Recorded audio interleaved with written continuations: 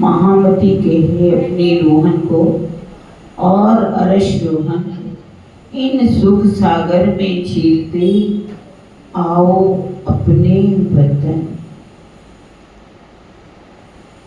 फेर फेर सुरता साधिए धनी जीत सुख चैन, इश्क आए पीछे बेर नहीं खुल जात निज में। मैं आज अपने धामधनी की हस्त कमल की शोभा को देख रही हूँ।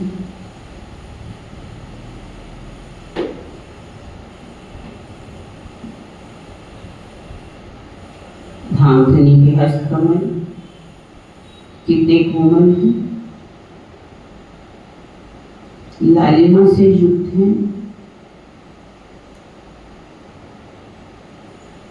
हथेलियों की शोभा, उसमें आई हुई छोटी छोटी रेखाओं की शोभा, जिसको मैं निहार रही हूँ।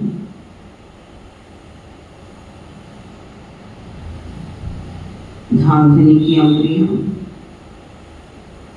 कितनी कोमल हैं, अति सुंदर, लालिमा से भरपूर, जिनमें आए हुए नख हीरे की भांति चमकते हुए, जिनमें से निकलती हुई रोशनी हजारों लाखों सूर्य की रोशनी को मात दे रही है, जिसमें से करोड़ों चंद्रमाओं की शीतलता भी समाई हुई है। मेरे धामधनी की पतली कोमल अंगुलियों में हीरा, माणिक, मोती, नीलवी, लसनिया, तरह तरह की नगों की मुद्रियाएं हैं। ये मुद्रियां कंचन में जड़ी हुई हैं, कंचन की हैं जिसमें नग जड़े हुए हैं। अंगूठों में माणिक के छल्ले की शोभा आई है।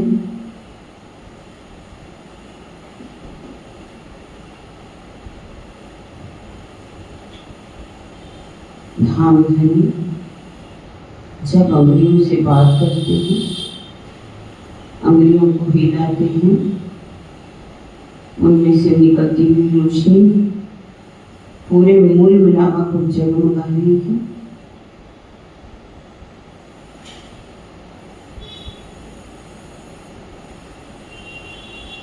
दोनों गुलाइयों में आई हुई पौंची, एक पौंची में एक दुगदुगी और दूसरी पौंची में 7 दुगदुगियों की शोभा आई है।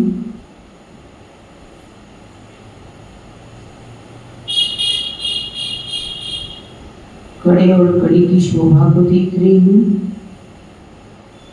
इसमें बेशुमार नग चढ़े हुए हैं।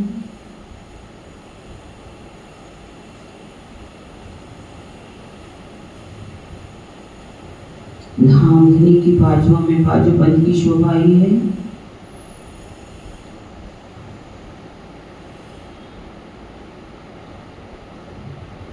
बाजूबंद में माणिक लगा हुआ है, कंचन रंग का जो आया है, जिसके 4-4 फुंदे लटक रहे हैं।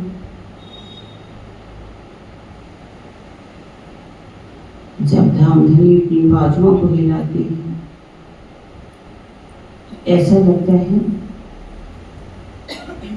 ये बुंदन झूले की तरह आकाश में झूल रहे हैं, जिसकी अनुपम शोभा है। मैं इस अनुपम शोभा में खोती चली जा रही हूँ, डूबती चली जा रही हूँ, डूबती चली जा रही हूँ।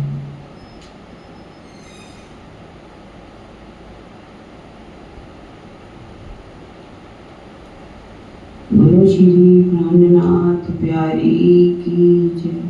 बोलो श्री सद्गुरु महाराज की। सज्जन जी, वेद शुरू करने से पहले हमारे बीच में हमारे बहन जी आज जमशेद जी साहब राजाओं को जागृत करते हुए चलते हैं, तो वहां पर एक भजन आता है, शेर जी जब दुनिया में आए प्रार्थना का जोश था।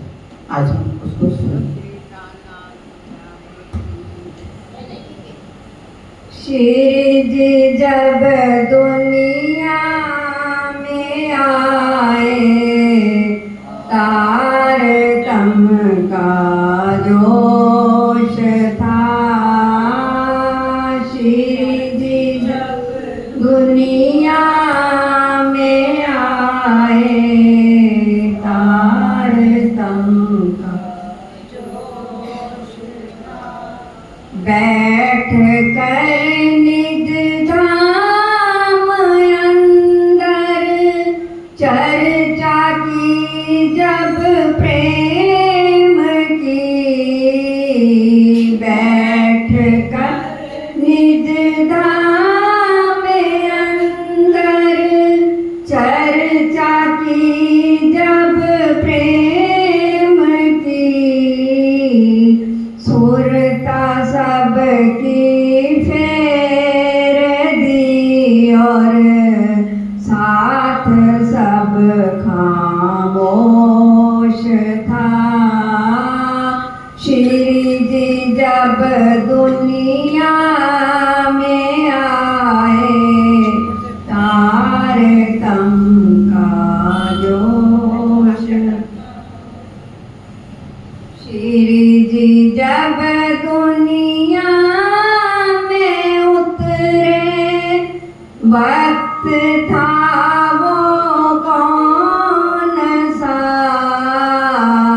श्री जी जब दुनिया में उतरे वक्त था वो कौन सा।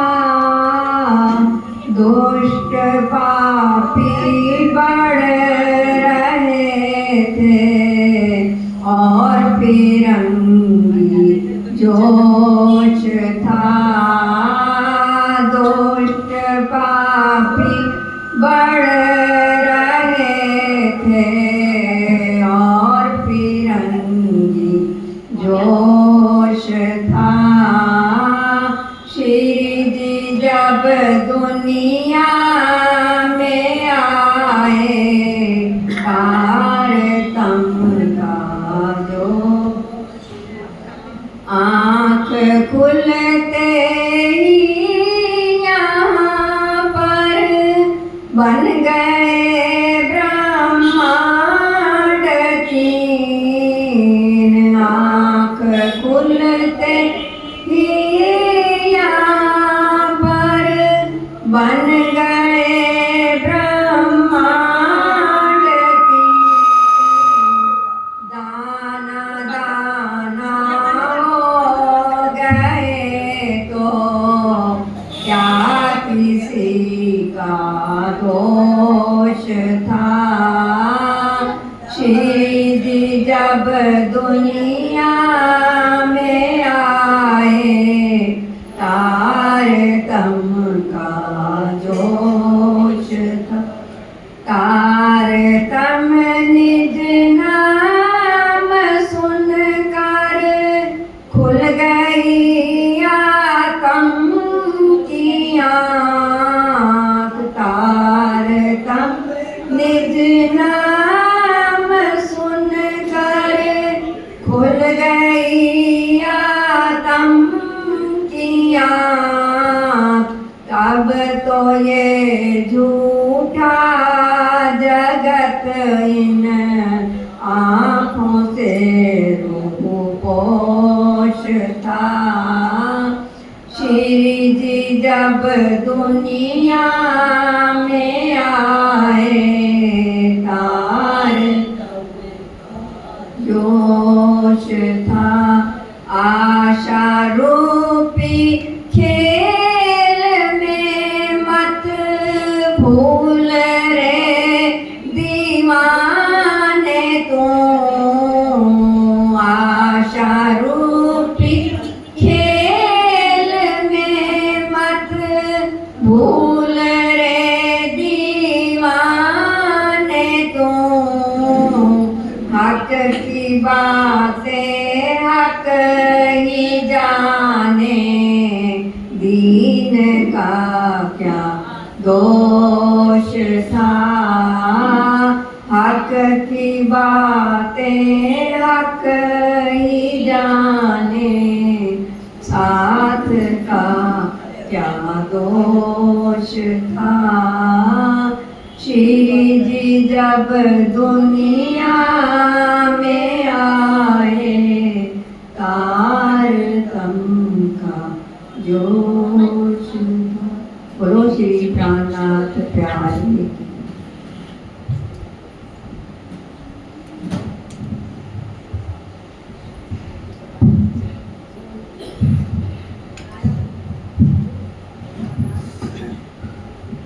बोलिए श्री प्राणनाथ प्यारे की जय। श्री सतगुरु महाराज की जय। समस्त सुंदर साथ की जय। प्रथम लागू दो चरण को धनिए न छुड़ायो किना लाख तली लालेड़ियाँ मेरे जीव के यही जीवन इन पाँव तले पड़ी रहूं धनी नजर खोलो बातना पलना वालों निरखो नेत्र मेरे जीव के यही जीवन मेरे जीव के यही जीवन।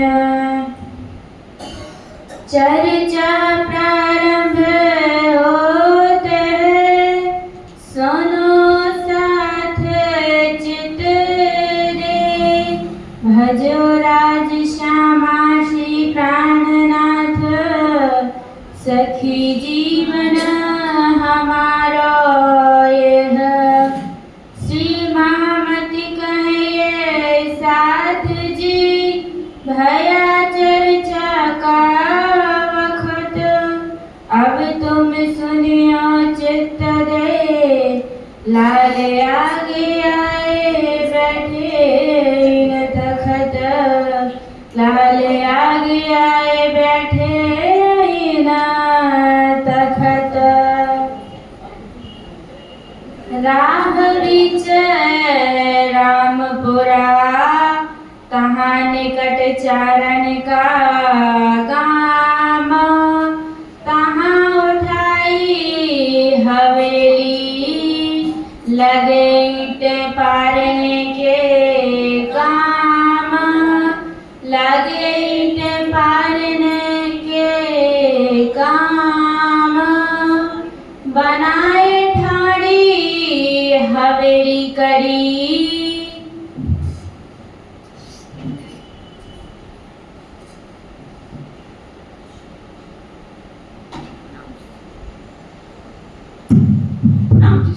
जी आप सबके चरणों में प्रणाम करते हैं। आप अक्षरदेव धाम के धर्म प्राणनाथ जी श्री रामदास जी के धाम हृदय में विराजमान होकर के हमें मंद स्वर के भीतर जो है सुना। कल हमने कामा पहाड़ी से कैसे शिव जी साहब चलते हैं, अमेर आते हैं, अमेर से सांगानेर आते हैं, सांगानेर में मुकांदर जी में मिलते हैं और शेख भरत जी में। मुकांदर जी को फिर से उदयपुर भेज दिया जाता है लालू बसाने के लिए। वहाँ वो जाकर के जागृत करता है शिव जी साहब को, सबको लेकर के उदयपुर में पहुंच जाती है। वहां सुंदर साथ जो दिल्ली में कैद में थी वापस लौट आती। सुंदर साथ जब वापस लौट आती हैं, लेकिन कुछ सुंदर साथ के दिल में उनके प्रति कुछ जाति पाति के भेदभाव पैदा हो जाते, जिस कारण से शिवजी ने सबको वैरागी वेश धारण करवाया। स्वयं पहले धारण किया और फिर सुंदर साथ को भी कहा जिसको मेरे पास रहना हो वो रहे, जो नहीं रहना चाहता वो घर भी जा सकता। कुछ सुंदर साथ ने रोए रोए, कुछ खुशहाल होकर के नाच कूद करके वैरागी वेश धारण कर लिया। वहां पर करण भी कल सुना बहुत सुंदर, कारी कामरी ली मुख को प्यारी लागे तू, सब श्रृंगार को शोभा देवे मेरा दिल बांधिया तुझसे। और यहाँ जब चलते हैं वहां एक प्रकरण और उतरता है, राजा ने मलोरे राणे राय तनु, धर्म जाता रे कोई दूर, जागो ने जोधा रे उठ खड़े रहो, नींद निगोड़ी को छू।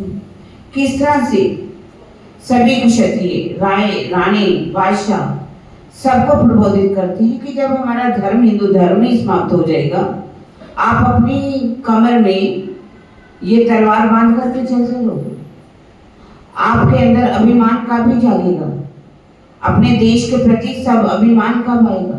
अभिमानी तो थे वो, लेकिन सब अभिमानी नहीं थे।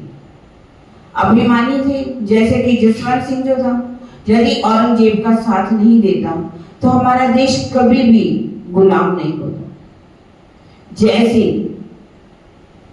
उसने भी अगर मुगलों का साथ नहीं देता तो वो 1000 वर्ष की हमारे हिंदुस्तानी गुलामी सहन की, जैसे कि अकबर के समय मानसिंह थे।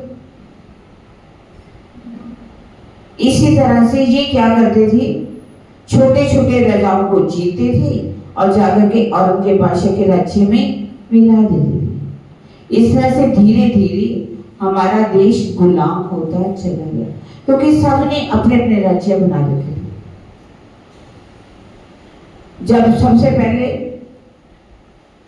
बादशाह जो अंग्रेज आया था, वो उसने अपनी किताब में लिखा है कि जिस समय हमने आकर के देश में हमला किया था, हमने एक राजा को जीता, तो ये लोग खड़े होकर के तालियां बजा रहे थे। हमारी गिनती 1000 थी, ये हजारों लाखों की संख्या में थे जो तालियां बजा रहे थे। यदि एक एक में पत्थर हमें मारते तो हम कभी भी जीत सकते नहीं थे। उन्होंने हमारे डिवाइड का, हमारे जातिवाद का फायदा उठाया, क्योंकि राजा सब अपने अपने राज्य को बढ़ाना चाहते थे और दूसरों को गुलाम होते देख के खुश होते थे। इसी बात का फायदा मुगलों ने भी उठाया, अंग्रेजों ने भी उठाया और हमारे देश के ऊपर उन्होंने हमला किया। बख्तियार खिलजी, उसने जब नालंदा यूनिवर्सिटी के ऊपर हमला बोला, कहा जाता कि उस समय वो कह रहे कि हम सिर्फ 2000 थे और वहां विद्यार्थी थे 18000 और 2000 उनके आचार्य थे। 20000 लोग 2000 का भी सामना नहीं कर पाए।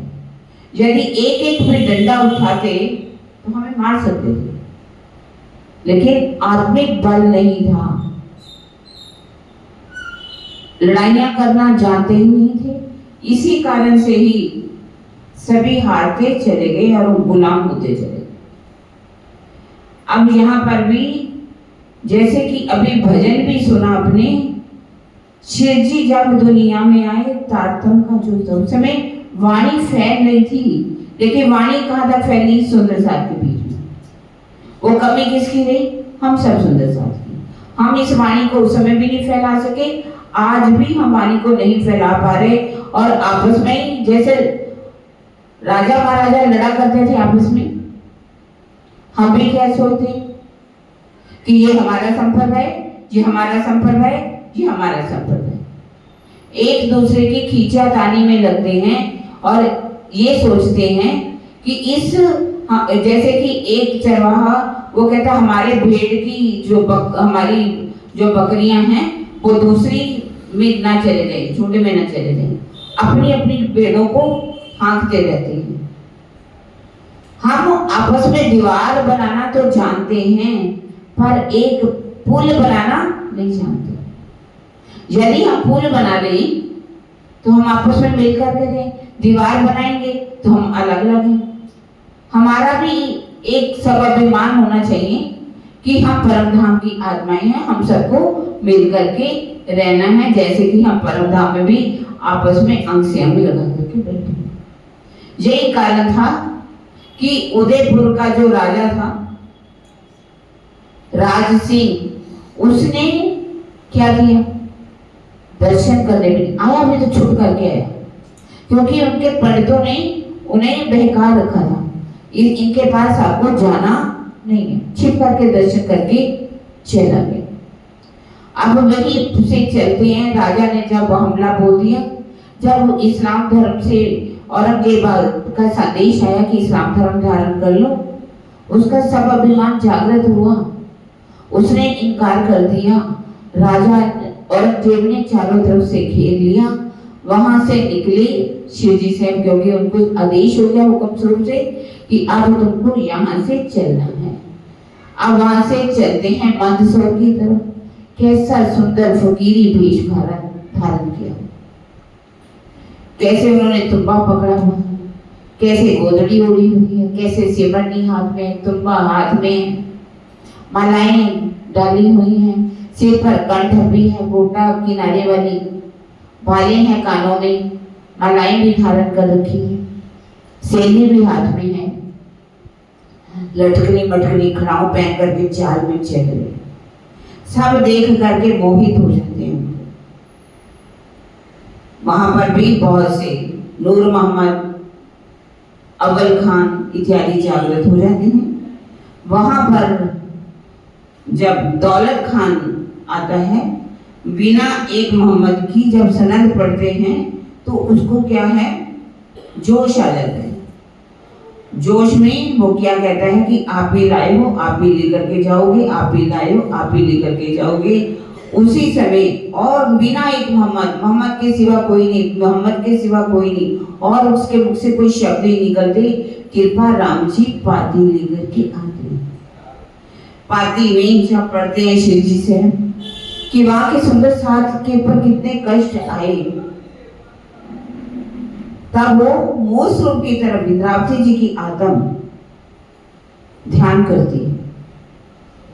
उनके अंदर धामधनी का आवेश है, पर इंद्रावती जी की आत्म जो है, जिस जीव पर बैठी है, दुखी तो वो होती है। और उस समय उन्होंने मोस साहब की तरफ ध्यान करके कहा कि हे धनी, इस कष्ट को समाप्त करो। तब वो कष्ट समाप्त हो जाता है। धनी की तरफ से प्रकरण उतरते हैं 35 से लेकर के 40 तक। अब वो सुंदर साहब का कहना है कि उन्होंने अपने आप ही ये प्रकरण बना करके वाणी में डाल दिया। ऐसा नहीं, ये राजी मोसरूप की तरफ से ही वाणी का अवतरण हो रहा है। कभी भी धामधनी ने ऐसा अपनी तरफ से वाणी नहीं लिखी। ये कहते मैं एक लुगा भी शब्द नहीं बोल सकता। ये वाणी महामती से प्रकट न हुए, महामती से इस वाणी का प्रकटन नहीं हो सकता। अब 5 ग्रंथ जो हैं वो उनमें से थोड़ा बहुत जो है, जैसे कि छपाई है, वालो विरहा रस रंग रमाड़ता वासना रुदन करे जलधार, आप और खावी अलगु थी अमथी जो गई होती तामसियों से। ये पहला प्रकरण जो है पूरी वाणी का भूमिका है। हे मेरे दीक्षार्थी धामधनी, हम सब आत्माएं विरह के रस में डूबी हुई हैं, और आपके प्रेम के रस में डूब करके हमारी आंखों में से जल की धारा निकल रही। जब कोई विरह के रस में डूबता है तो जल अपने आप आंखों में से निकलना चाहिए। आंखें रोती हैं, दिल रोता है। जब दिल में तड़फन आती है, दिल में विरह आता है और आंखों से उसका प्रकटन हो जाता है। आप खावी अलगो थी होती, आपने अपने स्वरूप की हमें पहचान कराई और हमसे अलग हो गई। और ये खेल किसके लिए बना? तामसी सखियों के लिए। तामसी सखियां जो थी वो जब ब्रिज में भी आई, रास में भी आई। रास में भी बहुत होशियारी से खड़ी रही। उन्होंने विरहा का वो दुख नहीं देखा जो तामसी राजसी सखियों ने देखा और जो स्वांसी सखियों ने देखा। उतना विरहा उन्होंने नहीं किया। उन्होंने खेल में वहीं जाकर के कह दिया, हे धामधनी, हमने तो आपका विरहा देखा ही नहीं, हमें विरहा निस्ता है ही नहीं, जिनके लिए दोबारा खेल बना। अब वही सखियां तड़पती हुई कह रही हैं, कल कली कामनी वदन देखाव्या विश्व में वर्त्य हाहाकार। हम परमधाम की आत्माएं कैसे आपके बिछुओं में, जुदाई में तड़प रही है। हमारे शरीर में है आपके विरह की अग्नि जल रही है, और ये शरीर पे जो हमारा, इसको विश्व कहा गया है, उसके अंदर भी क्या है, हाहाकार मचा हुआ है। उन्माद अटपटा अंग थी डाली है। हमें किस प्रकार का नशा था? भी इश्क का नशा था कि हमारा इश्क बड़ा है, हमारा इश्क बड़ा है। वो अब नशा हमारा उतर गया है। इस कारण से माननीय सोवे मनावियो, माननीय सखियां किसे कहा गया? इसमें माननीय सखियां की बात की गई है। माननीय सखियां वो होती हैं जो अपने प्रीतम से प्रेम का मान चाहती हैं कि हे प्रीतम, आपको मेरे पास आना पड़ेगा, मैं तड़फ रही हूं तो आप आइए मेरे पास। ऐसी सखियों को माननीय सखियां कहा गया। पर अपनी माननीय सखियों का आगे ये भी कहा है, वो अपने प्रीतम को हारता हुआ भी नहीं दे सकती। वो कहती है, धनी अगर नहीं तो मैं, अगर आपको तो मैं ही आ जाती हूँ। पतिव्रता पर आंगथाई नियम थी हो। जैसे पतिव्रता कोई नारी हो, वो अपने प्रीतम के बिना एक पल भी नहीं रह सकती। ना काई जारवंती हो बिना जार। कोई प्रेमिका जब वैश्या, वो अपने यार के बिना रह नहीं सकती। पात्रियों पियो थकी जी अबे जय भागनियों, पर ये क्षति धामधनी, हम कितनी अभागिन हैं। हमारे ऊपर एक दाग लग रहा है, आपके विछोह का, आपकी जुदाई का, आपके विरह का हमारे ऊपर दाग है। सियारे एवा कर्म क्या करया था कामनी। परमधाम ने ऐसा हमने कौन सा कार्य खोटा कर्म किया था आपके सामने जो हमें ऐसे विरह का दुख देखना पड़ रहा है। हे धामधनी, अब हमें ऐसे माया के संसार से, जहां माया के मोह जाल में पूरी तरह से डूब रही हैं, हे मेरा धामधनी, आप मेहर करो और इस मेहर हमें इस माया के संसार से निकालो। अब ये हारे वाला बंद पड़े, बाल हरिया तारे फंदरे। ये माया का फंदा ऐसा है जो हमारे गले में पड़ गया। हम कोशिश भी करें कि माया के फंदन से निकल पाए, हम निकल पा रहे नहीं निकल पा रहे, क्योंकि ये बंद ऐसा है, हंसिए रोइए पढ़िए पछताइए पर छूटे नहीं, जागी लागी जा लाल कतार। हंसे रोए पछताए जैसे भी हो। अब ये माया का बंधन ऐसा है, मोह का जल ऐसा है कि ये हमारे से छूट ही नहीं पा रहा। लागी लाल कतार, जैसे एक माया का दुख आएगा, दूसरा आएगा, तीसरा आएगा, ये माया हमारा पीछा ही नहीं छोड़े। कहते हैं कि जहर चढ़े हाथ पांव झटकती हो। जब किसी को जहर चढ़ जाए, किसी को बिच्छू ने काटा हो, उसको देखिए कैसे हाथ पांव वो पटकते हैं। ये माया का जहर भी ऐसे ही है। हम कोशिश कर रहे हैं, हे धनी हमें इस माया के जहर से निकालो, हे धनी हमें माया जाए के मेरे से निकालो, पर ये माया का बंधन ऐसा है जो हमसे छूटता ही नहीं है। पर हे धनी आप तो समर्थ हो। जैसे एक ओझा किसी भी जहर को, सांप का काटा हो, बिच्छू के काटे के जहर को निकाल देता है, आप भी हे धामधनी हमारे इस माया के जहर को निकाल सकते हो, क्योंकि आप समर्थ हो। आप हर तरह से समर्थ्यवान हो। आप ओझा बन करके अपने दाता वाणी के ज्ञान को हमारे अंदर रहनी में उतार करके इस माया के जहर को आप उतार सकते हो। माहे धके दावानल रसों, ये दावानल की अग्नि जो है हमारी चारों तरफ से जल रही है। जैसे बड़बगनी होती, एक पेड़ से दूसरे पेड़ को लग जाती, और एक दावानल अग्नि होती, सबके अंदर दावानल अग्नि जल रही, काम क्रोध लोभ अहंकार की। और ये जहर ऐसा है, आप क्या करें, आप इसको निकालिए। हवे बलम वासनाओं से निवार, हमारे अंदर जो अग्नि जल रही है प्रीतम, आप इस अग्नि से हमें बचाइए। होका मोहती नजर करो निर्मल, आप अपने मोह से हमें निकाल दीजिए। अब इस संसार की माया से मूल मुखदा की विरहा अंग थी निस्वार, आप हमारे विरहा की अग्नि को जो हमारे अंदर चल रही है, आप कैसे निकाल सकते हो? जब आप अपने मुखार बिंद के दीदार दोगे, जब हम इस माया के संसार में अब एक ही चाहना कार्य। हे धनी, आप अपना दीदार दीजिए। आप अपना जब अपना मुखार बिंद का दीदार दोगे, आप अंगों का दीदार दोगे, तो ये माया का जहर हमसे उतर सकता है। ये माया आपने कैसी दिखाई? हवे हार्या हार्या गौ बार केटली रखो रोतियों करो निर्मला। हे धामधनी, हम एक बार नहीं हजारों लाखों बार क्या कह रहे हैं, हे धनी हम हार गई हार गई हार गई। आप इस माया के जहर से हमें निकाल दीजिए, क्योंकि इस संसार में आकर के इंद्रियां जो है ना, आपने हमें किसके बस में कर दिया? इस इंद्रियों के बस में कर दिया। हमारी इंद्रियां जो है माया की तरफ भागती, पर हमारी आत्मा क्या चाहती है? आपका प्रेम चाहती है, आपका शिकार चाहती है। लेकिन इंद्रियां के साथ इंद्रियों का राजा क्या है? मन। मन को लाख बार हम समझाएं, ये समझता ही नहीं है। ये फिर इसको मन को भी कौन खींच रही है? हमारी इंद्रियां खींच रही है। और इंद्रियों के बस में आपने हमें डाल दिया, और हमें कैसा जहर चल के अब से लड़ने। हम आकर के क्या कहते हैं, ये धामधनी आपने तो इन इंद्रियों के बस में हमें कर दिया, करें तो हम क्या करें? आपने इस माया के संसार में हमें क्यों भेजा? अगर आपको ये खेल दिखाना ही था, आप परम धाम के 25 पक्षों में ले जाते थे, वहीं बैठ करके हमें अंगारे कर देना चाहिए था। हमें इस माया के संसार में भेजा क्यों? हे धामधनी, आप ही समर्थ हो, आप ही इस माया के जहर से हमें निकालिए, हमें अपना नूरी स्वरूप का दीदार कराइए, ताकि हम आपके सामने अपना मुख उठा सकें। ईसा से बहुत सुंदर पुकार रूहों की तरफ से वाणी के इन चौपाइयों में कही। अब कहते हैं कि जैसे कि हमारे ऊपर कोई भी माया का कष्ट आए, क्या हम हनुमान जी के मंदिर में जाएंगे?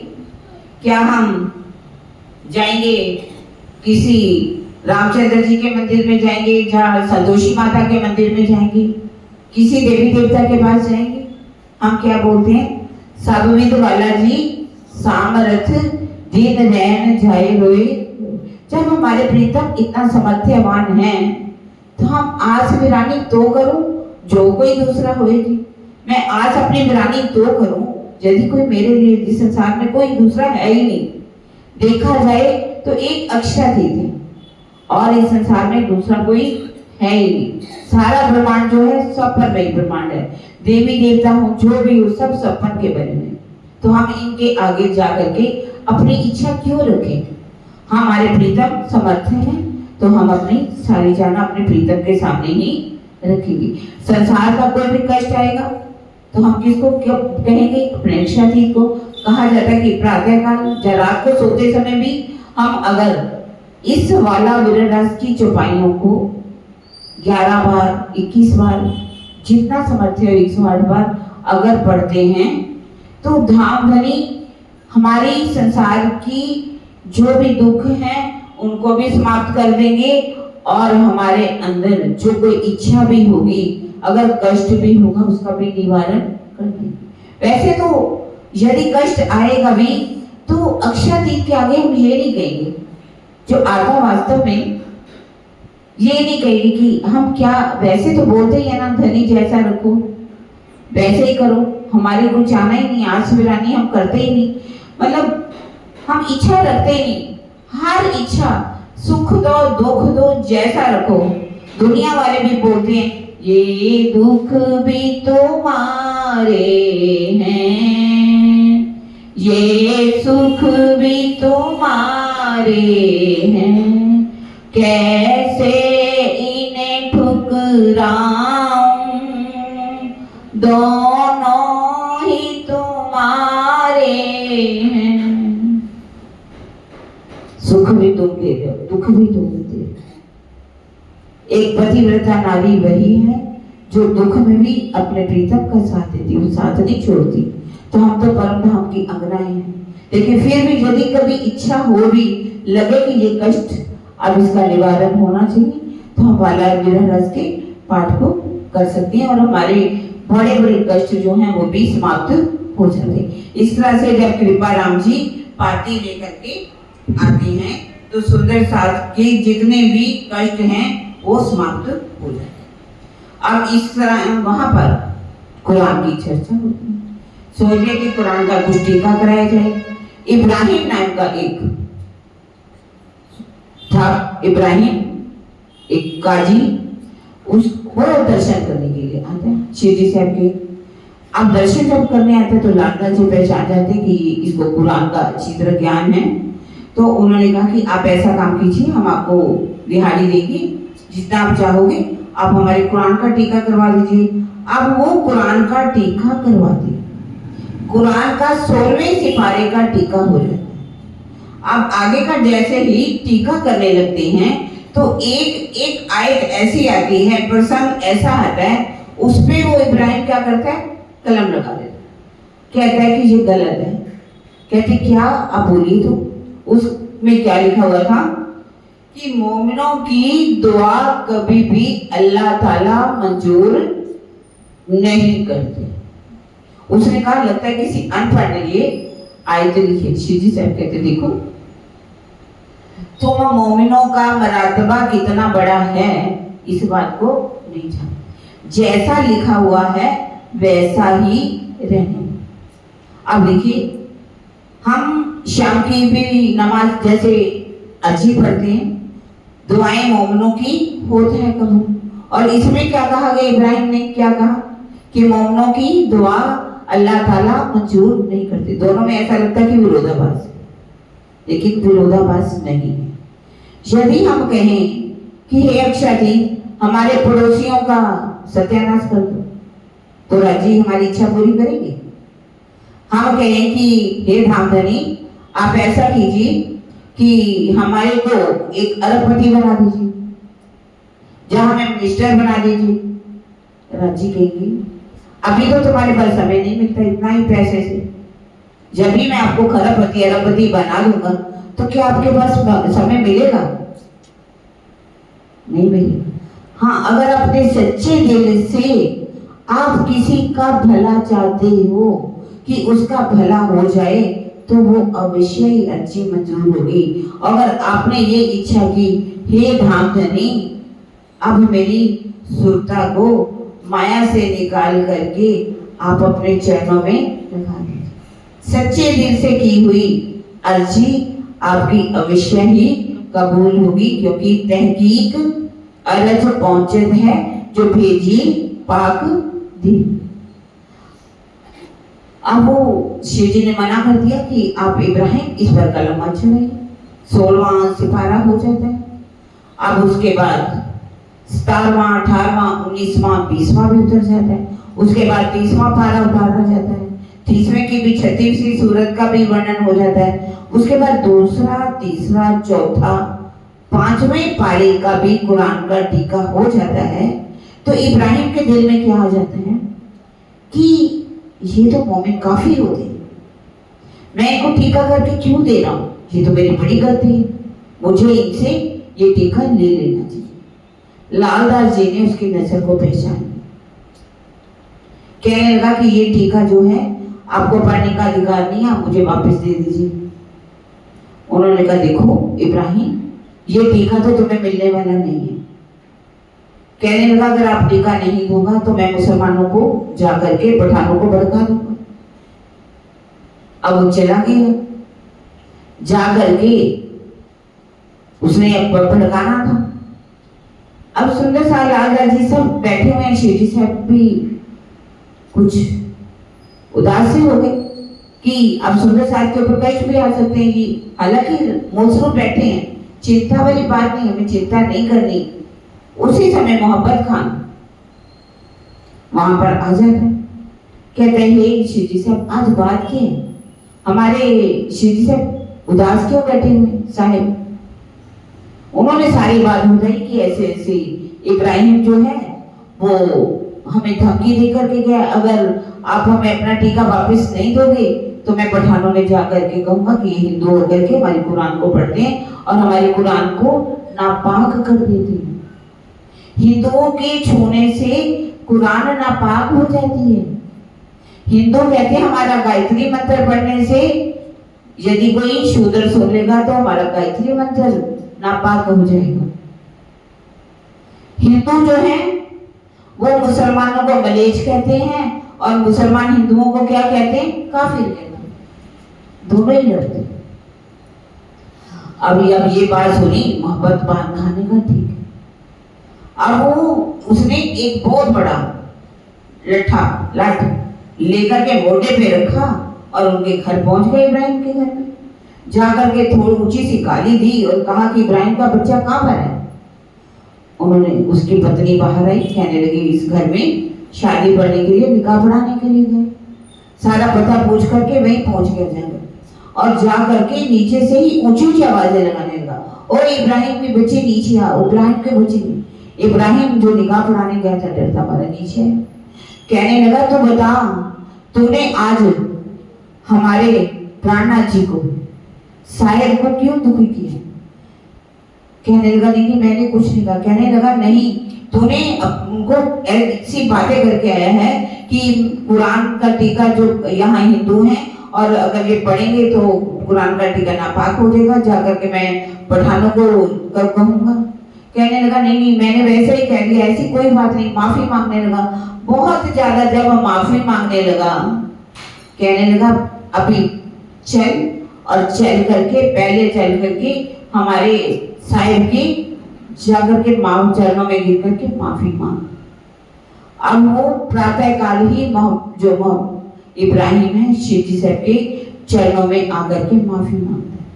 और भी जितने सुंदर सार बैठे हैं, नालदा जी हैं और भी नूर मोहम्मद हैं, वो भी उनके जाकर के भी चरणों में माफी मांगते। लेकिन लिखा हुआ है कि जो मुसलमान हैं पखंड, ऐसा नहीं कि सारे मुसलमान एक जैसे नहीं होते। जैसे सूफी फकीर हुए हैं रहीम खान, रैस खान, चांद बीबी, जैसी, अपने भी कौन थे मस्तान जो थे पन्ना जी में, जिन्होंने बहुत अच्छी बातें कही हैं। तो इन मुसलमानों को हम उनके बीच में नहीं तुलना कर सकते। सब मुसलमान एक जैसे भी नहीं होते, पर ये ऐसे शरीयत को मानने वाले, क्योंकि दो प्रकार के मुसलमान होते हैं, एक होते हैं शिया और एक होते हैं सुन्नी। सुन्नी जो है वो कौन है? जैसे कि उमर, उस्मान, अबू बकर, जिस समय उनका राज्य था, उन्होंने जो आयतें उतरवाई उसमें मिलावट कर दी गई, जिस कारण से ये 5 बार की नमाज पढ़ते हैं, शरीयत पूरी करते हैं। लेकिन जो 30,000 शब्द हर्फ जो थे सूफी मत के अली को दिए थे, अली के द्वारा जो चलाया हुआ इस्लाम धर्म है वो क्या कहलाता है? शिया। और दूसरे औरंगजेबी कौन सा था? सुन्नी। और ये भी एक प्रकार का सुन्नी था। और सुन्नी जो था, अब इसने ये कहा जाता है कि एक यदि ऐसा सुन्नी मुसलमान, उसको कहा जाए तेल में एक हाथ को डाल दिया जाए और उसको राई के अंदर डाला जाए, जितने राई के दाने लग जाएंगे इतनी बार भी अगर वो कसम खा करके कहे तो उसकी बात का यकीन मत मानो। ऐसे सबकी बात नहीं की गई। ऐसे जो सुन्नी, जो शरीयत को मानते हैं, जिन्होंने मिलावट वाली कुरान को पकड़ रखा है, ये कभी भी ईमान के योग्य नहीं होते। मन में भाव तो आ चुका था, अब उसको निकाल दिया गया। उसका जो भाई था उसके द्वारा कुरान का टीका कराया गया। उसे पर क्या किया जा करके चारों तरफ पठानों को भटका दिया कि ये जो मुसलमान हिंदू हैं माला पहनते हैं, टीका लगाते हैं, हिंदुओं का वस्त्र धारण करते हैं, लेकिन ये क्या करते हैं? कुरान को पढ़ करके कुरान को अपवित्र करते हैं। हमारी कुरान नापाक हो जाएगी इनके हाथों से, इसलिए ये ये टीका जो करें इनसे ले लेना चाहिए। अब ये बात चारों तरफ जब फैल गई, सुंदर साथ चारों तरफ फैल गई, श्री साहब ने कहा कि आप अलग अलग टोलियों में चले जाइए,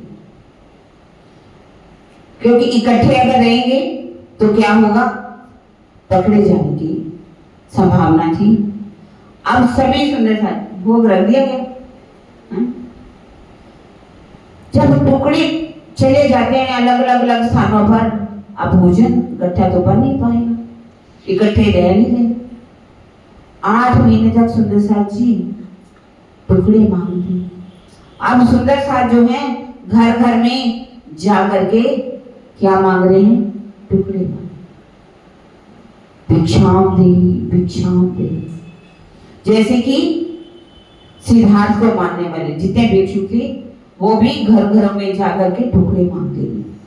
इसी तरह से देखिए, अब झोली फैला करके, झोली फैलाने वालों में कौन है, सबसे बड़े तो लक्ष्मण दास जी, चिंतामणि जी।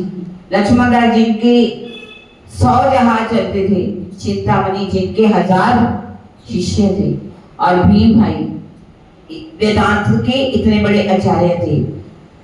और क्या है, सोम जी भाई हैं, चिंतामणि जी हैं, गोवर्धन दास जी हैं, कितने ही सुंदर साथ हैं जो भीख मांग करके ला रहे। जब शिव जी साहब माँ के पास सभी सुंदर साथ लेकर के अपनी अपनी पोटलियों में बांध कर, पोटलियों में ला करके शिव जी साहब के पास रखते, और शिव जी साहब भी आजमाते हैं सुंदर साथ से।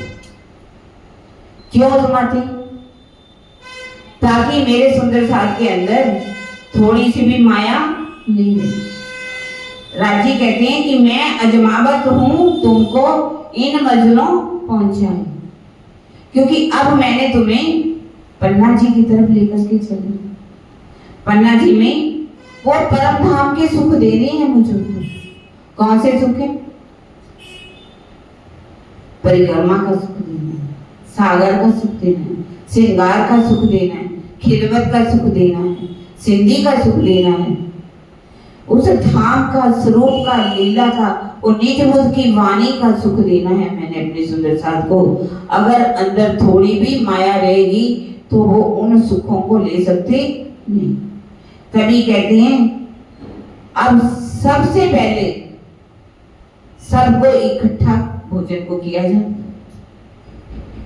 और बाईजू राज जी भी एक एक पहले तो जो झोली है पूछते हैं शिव जी से, सुंदर साथ जी ये झोली किसकी, ये झोली किसकी।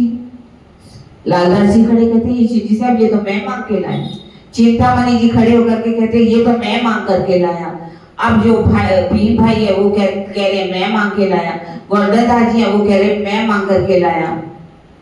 प्रेमदास जी हैं वो कह रहे मैं मांग के लाया। मैया राम जी हैं वो खड़े करके कह रहे मैं मांग करके लाया। शिव जी से बहुत खुश होती कि मेरे सुंदर साथ के अंदर से अहंकार नहीं है, मैं खुद ही समाप्त हो जाती है। सबको इकट्ठा किया जाता है और इसमें एक चुमाई आती है। श्री बाई जी ने इस समय सेवा करी मोमिन, दिल बनाए आगे धरे, हमेशा दिल रोशन।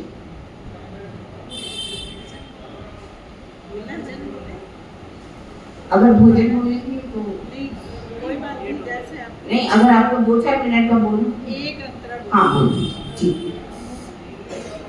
देखिए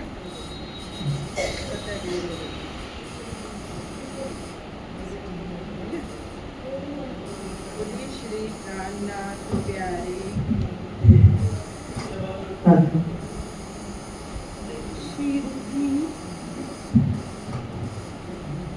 शिव जी प्यारी आई जब आई मंद सोर, शिव जी प्यारी आई जब आई मंद सोर, काम जागने वाला पकड़ रहा जोर, काम जागने वाला पकड़ रहा जोर। मोमिन संग चलिए दूनी से नाता तोड़, मोमिन संग चलिए मोमिन दूनी से नाता तोड़, दिल में कुर्बानी करने की होड़, दिल में कुर्बानी करने की होड़, शिव जी प्यारे आए जब आए मत सो, शिव जी प्यारे आए जब आए मत सो, काम जागने वाला पकड़ रहा जो, हंस हंस भीख की झोलियां उठाई, प्राणनाथ प्यार की जयकार लगाई, हंस हंस भीख की झोलियां उठाई, प्राणनाथ प्यार की जयकार लगाई, मेहर से देखा धनी ने इनकी ओर, मेहर से देखा धनी ने इनकी ओर, फिर तो इनके जोश का रहा नहीं छोड़, फिर तो इनके जोश का रहा नहीं छोड़, शिव जी प्यारे आए जब आए मंदसौर, शिव जी प्यारे आए जब आए मंदसौर, काम जागने वाला पकड़ रहा जो, काम जागने वाला पकड़ रहा जो, बोलिए श्री प्राणनाथ। मंदसौर के अंदर टुकड़े मांगना, टुकड़े कौन मांग सकता है? जिसने पहले अपने आप को मार दिया। बिना मारे कहते मांगने से मरना भला, मत मांगिए भीख, मांगने से मरना भला। लेकिन हमारे सुंदर साहब ये संत वाणी है, उन्होंने छिप छिप करके रहते हैं, टुकड़े मांगते हैं, मांग करके लेके आते हैं, शिव जी साहब के सामने रखते हैं, शिव जी साहब सबको अजमाते हैं कि ये किसकी झोली है। कोई शर्म भी कर सकते हैं, लेकिन सुंदर साहब शर्म नहीं करते, बड़े प्यार से कहते हैं शिव जी साहब ये टुकड़ा मैं मांग करके, ये झोली में ये जो भोजन है मैं मांग करके लाऊं। अब सब भोजन को इकट्ठा किया जाए। इसमें मैं चुपाई पड़ी थी, श्री बाई जी ने इन समय सेवा करी मोमिन, दिल बनाए आगे धरे हमेशा दिल रोशन। बाईजू राजे ने इस समय स्वयं सेवा की और ये दिल जो है बनाए सेवा करी, इसको क्या चेंज कर दिया गया, दाल बनाए आगे धरी हमेशा दिल रोशन। बाईजू राज जी जो है वो दाल बनाती थी, ऐसा नहीं कहीं वहां कैसे हो सकता था कि अगर भोजन दाल ही बनाई जाती तो बाकी भोजन नहीं बन सकता था, और वो भी भोजन बाईजू राज जी क्यों बनाएंगी? सेवा कर सकती हैं, ऐसा नहीं कि सेवा नहीं करी, उन्होंने सेवा करी, हर चीज को अलग किया, दाल को अलग कर दिया, चावल को अलग कर दिया, सब्जी को अलग कर दिया, रोटियां पूरी जो भी मिली उसको अलग करके तरीके से सुंदर साथ को दिल बना करके, दिल बनाना जैसे कि किसी बात के हम कहते हैं आज मेरा दिल बहुत खराब है, हम कहते हैं ना, कोई बात हमें कह देता है, हम कहते हैं आज मेरा दिल बिगड़ गया, अब मैं ये काम नहीं करूंगा। कभी कहते हैं मेरा दिल बहुत खुश है, दिल बन गया, आज कुछ कभी ये काम मैं करके रहूंगा, मैं बहुत खुशी से कर रहा हूँ।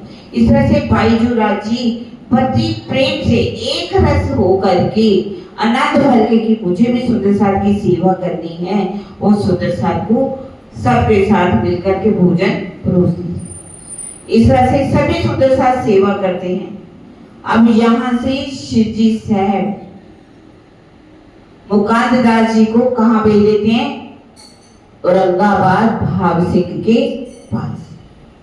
वहां जाकर के मुकांददास जी किस तरह से औरंगाबाद में जाते भाव से समझ आता है, श्री जी को बुलाने के लिए भेज देता है। इसकी चर्चा आप सुनेंगे।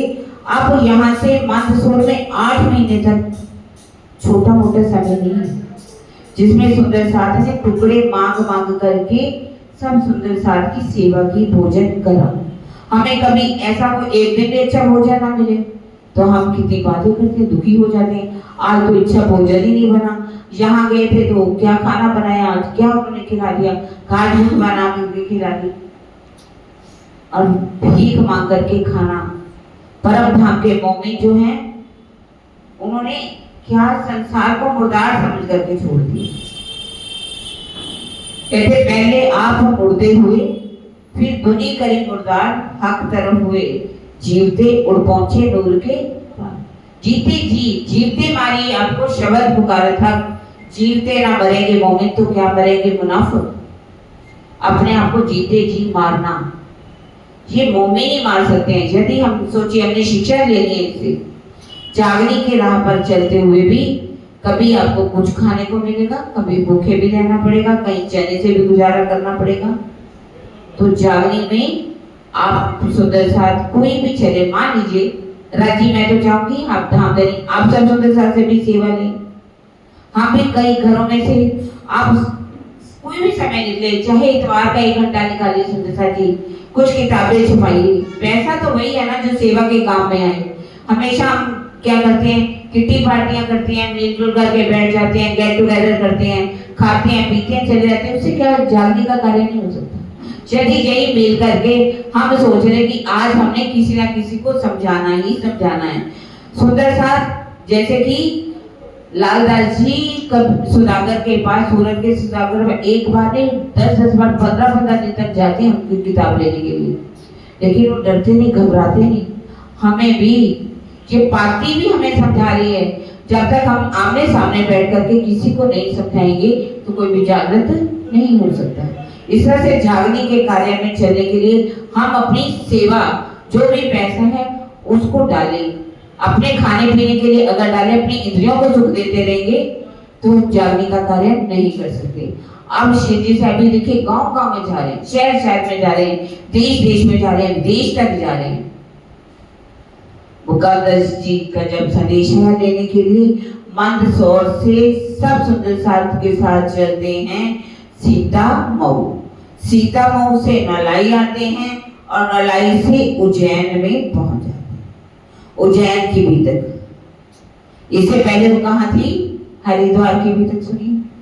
अब उज्जैन में जिन हरिद्वार में सुंदर साथ जिन्होंने शास्त्रार्थ को अपनी आंखों से देखा था, वहां उन्होंने तारतम्य नहीं किया। सब बहुत से ऐसे भी सुंदर साथ थे जो यहाँ आकर के उन्होंने जब शिवजी साहब को देखा, चर्चा सुनी, सब अपने अपने घरों में लेकर के गए। 22 दिन तक ये चौथा प्रसंग आ गया। 22 दिन का सबसे पहले सबको मालूम है 22 दिन कौन सा था, जब देवचंद्र जी के पास रहते हैं। उसके बाद का था सिद्धपुर में, फिर प्रेम जी और नग जी और संग जी का, और 22 दिन का किस्सा आता है उज्जैन के अंदर। अब किस किस के घर जाते हैं, मैं थोड़े से नाम पढ़ दूंगी सुंदर साथ जी समेत। सबके घरों में जा करके बहुत ही प्यार से सुंदर साथ उछरंग के साथ आनंद से प्रीति भोज करते हैं।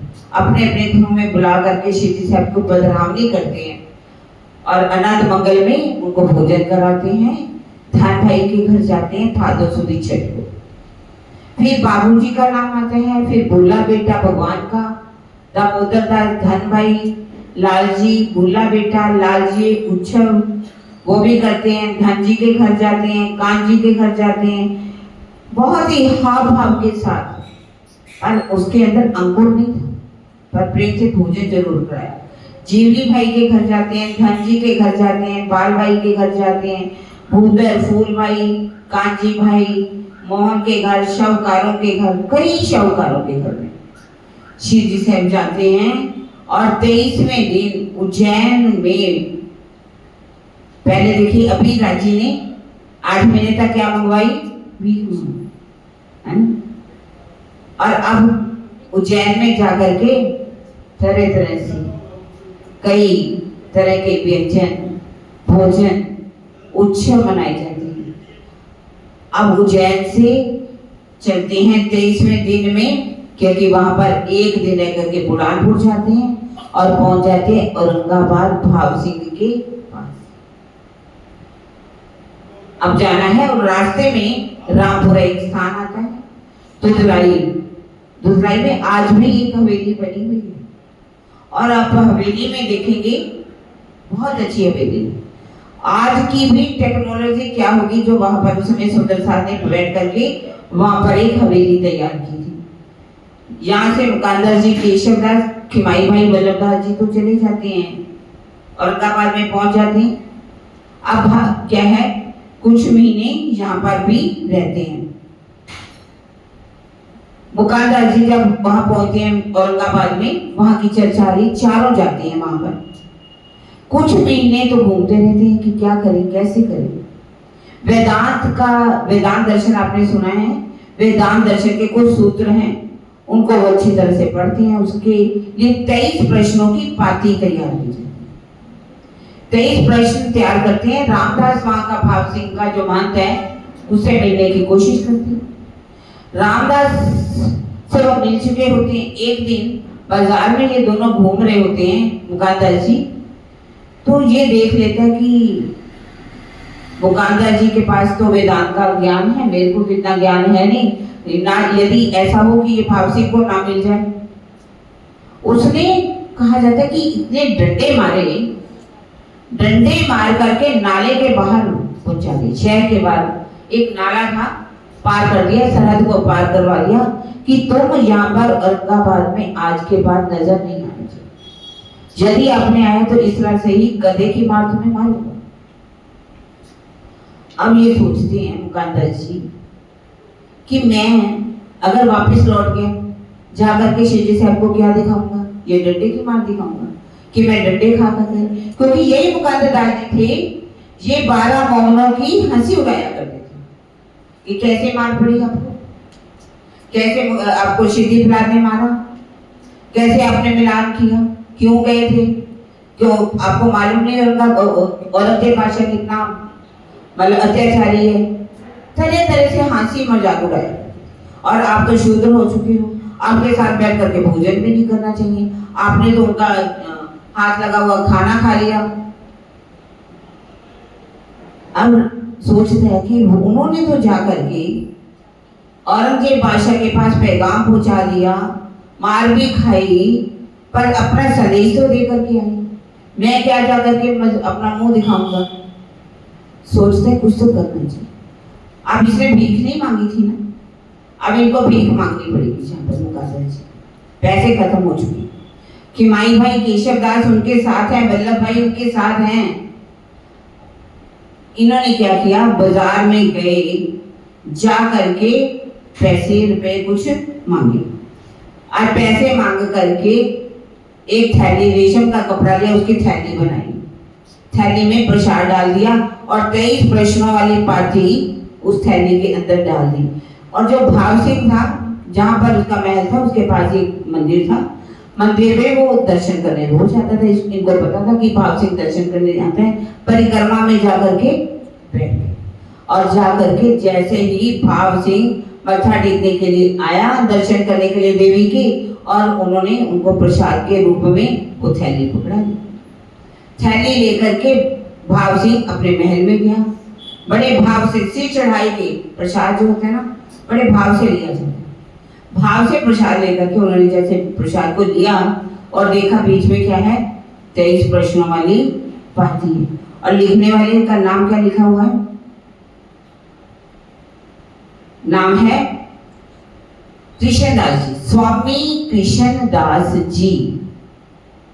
सुंदर सर जी ध्यान देना इस बात के लिए। आप पूरी बेटे पढ़ करके देखना। यदि किसी सुंदर साहब को भी एक आएगा हरिद्वार के अंदर, उन्होंने कहा उनको स्वामी जी, और एक औरंगाबाद में कहा और एक रामनगर में, पाती जो लिखी जाती है उसमें नाम लिखा जाता है स्वामी कृष्ण दास जी। जैसे कि जब औरंगजेब बादशाह के दरबारियों को पातियां लिखी गई तो उसमें क्या लिखा गया था? इस्लाम, इब्ने इस्लाम। हाँ, इब्ने इस्लाम लिखा गया था, इस्लाम के प्रवर्तक। यहाँ पर पहचान करवानी है तो उनको अब अभी प्राणनाथ जी शिवजी साहब तो नहीं कह सकते, इसलिए उन्होंने अपने नाम के आगे लिखा स्वामी कृष्ण दास जी। यदि हम अपने शिवजी साहब को प्राणनाथ जी को कहते हैं स्वामी जी, जैसे आज रिवाज ये ज्यादातर, हम उनको किस स्थान पर लेकर के आते? स्वामी दयानंद, स्वामी श्रद्धानंद, स्वामी विवेकानंद, जितने भी सन्यास ले लेते हैं, घर से निकल जाते हैं, उनके नाम के आगे क्या रखा जाता है? स्वामी। ये एक उपाधि है, जो घर से सन्यास ले लिया उनको कहा गया है स्वामी। स्वामी में क्या है? एक भक्त और भगवान का, एक शिष्य और गुरु का। जैसे कि स्वामी है वो मालिक है और हम उनके क्या है? नौकर, है ना? नौकर और स्वामी का भाव आ जाता है। लेकिन हमारे अक्षरातीत हैं, हमारे धनी हैं, हम उनको शिवजी साहब कहते हैं, तो उसका मतलब क्या है? जो अनंत सौंदर्य के मालिक हो, वैभव जिनके अंदर हो, उनके अंदर जैसे प्रेम हो, कोमलता हो, सभी गुण हो, तो वो हैं शिवजी। शिवजी। और अगर उनके अगर साहिब लगाते तो एक अलंकार है, जैसे कि किसी को उपाधि दी जाती है, प्रेम से कहते। हमारे जैसे बड़ी बड़ी घरों में औरतें होती है, क्या कहते हैं? साहिब घर में नहीं है, पति को नाम नहीं लेगी, कहेंगी साहिब घर में नहीं। तो इसी तरह से अगर हम उनके स्वामी कहते हैं तो हम अपने अक्षरातीत की महत्ता को बढ़ा रहे हैं या कम कर रहे हैं? लोग भी क्या कहते हैं? अच्छा, हम भी स्वामी दयानंद को मानते हैं, हम भी स्वामी विवेकानंद को मानते हैं, हम स्वामी कृष्ण नाथ जी को मानते हैं, हम भी तीर्थानंद जी को मानते हैं, हम भी सत्यानंद जी को मानते हैं। तो वो हमारे स्वामी नहीं। हाँ, यहाँ पर जो पत्र लिखा गया है उसकी जो पाती तैयार की गई थी उसके अंदर 23 प्रश्न बनाए गए थे, उसमें नाम लिखा था स्वामी, स्वामी कृष्ण दास। तब मुकानदास जी कहते हैं कि आपके स्वामी कृष्णदास जी कहाँ रहते? तब वो सारी बात बताते हैं, इसके बीच में वो कृष्ण जी के स्वरूप की भी पहचान करा कि ब्रिज वाला स्वरूप कौन सा था, रास वाला स्वरूप कौन सा था। अभी 2 स्वरूपों की बात की, तीसरे की बात नहीं की कि कृष्ण 2 बताते, इतने में रामदास जी आ जाते। रामदास जी भी देखते हैं कि अब प्रश्नों पर बातचीत चल रही है, चर्चा में शास्त्र का बात हो रही है परमात्मा के ऊपर। तो उन्होंने कहा कि ये तो बहुत अच्छी बातें बता रहे हैं, तो मेरी इच्छा है कि इनको कोई आराम से हवेली दी जाए जिसमें इनको अच्छी तरह से रखा जाए। रामदास जी खड़े हो जाते, क्या कहते हैं कि मेरे दिल में इनकी सेवा करने की आस है, मैं चाहता हूँ कि मैं इनकी सेवा करूँ। अब मुकानदास जी तो डर से, मुकानदास जी खड़े होकर कहते, देखो राजा जी, इन्होंने तो मेरी पहले ही बहुत सेवा कर ली है।